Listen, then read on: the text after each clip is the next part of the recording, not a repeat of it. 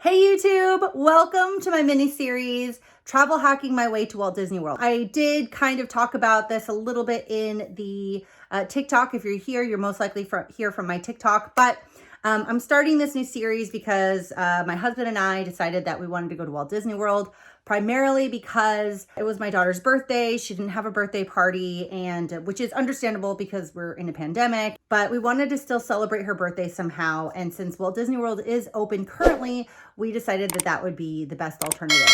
So we still are going to wait a little bit longer until things are a little bit safer. And then in the meantime, while we're waiting, we're going to go ahead and prep everything to plan our trip. I'll be showing you guys some of the strategies that I use, things that I'm doing currently, so that you're able to implement those strategies too into your daily life. So then you could be earning points and miles to pay for vast majority of your trip. Before we get started, I'm going to go over a few things first, like what is travel hacking and points and miles. I'm just going to do a small, quick little rundown on it. The last part of this video, we're going to be talking about the three main things of the trip, which is your travel, your accommodation, and then your entertainment. So without further ado, let's get started. Okay, so first things first is, what is travel hacking? I know that term gets thrown around a lot, and it does sound quite nefarious in a sense, but I assure you everything's legal, everything's safe, and you'll kind of realize that all of this stuff is actually right in front of you, but it's just having to learn to use the techniques and the strategies is really what's going to help build up your guys' balance. And so essentially what travel hacking is, in my terms, is leveraging the dollar that you already spend to garner points and miles back. The more points and miles that you can get back from the dollar that you already spend, like on groceries, gas, to get something back from it, like earning miles and points and even cash back for it, and using those points and miles that you gained from spending your dollar and using them to redeem them for free flights, for free hotel stays, even your Disneyland tickets, Disney World tickets. You could definitely be using that. I want to make sure to come across to you guys is that you can redeem them for free travel, but I don't want to use the word free because that's not necessarily free. You're definitely putting in your time. You are definitely paying taxes and fees for some of these things, like very, very minimal, but you still have out-of-pocket costs. So just kind of keep that in mind. Another thing I wanted to talk about is points and miles. So I'm going to be using that term a lot throughout all of these episodes. So just kind of keep that in mind, that that is going to be your currency when you are going to be redeeming for some of these flights, for these, car rentals, things like that. Okay, I look like Burt Reynolds right now, but I have to charge my phone right now, and the cord only extends so far. So we're going to talk about the last segment of this episode, which is my favorite part, and that is envisioning what your vacation is going to look like.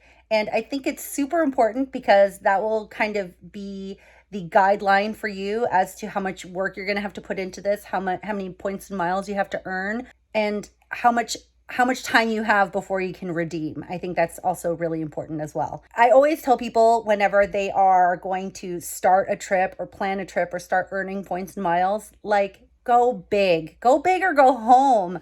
Like, think of like the best trip that you can provide, obviously within the parameters of what the park will allow you to do, but think about the best, like the funnest things that you can do at Walt Disney World for your vacation. Think about where you're going to stay, and think about how you're going to get there. So I always break things up into threes, which is your accommodation, your travel, and your entertainment. So obviously the accommodation, where are you going to stay? Don't think that just because you don't have a lot of money that you have to stay in a hotel or a motel or with some friends or couch surf or do anything like that. Think about like staying in a nice hotel, or even think about staying at the Walt Disney World properties. Your travel, think about how you're going to get there. You don't have to take a bus or a train if you don't want to. If you want to fly, you don't have to fly economy. You can fly first class if you want to. And I know this sounds quite like presumptuous, and I don't want you to feel like you're going to get let down for thinking this way. Like, you could,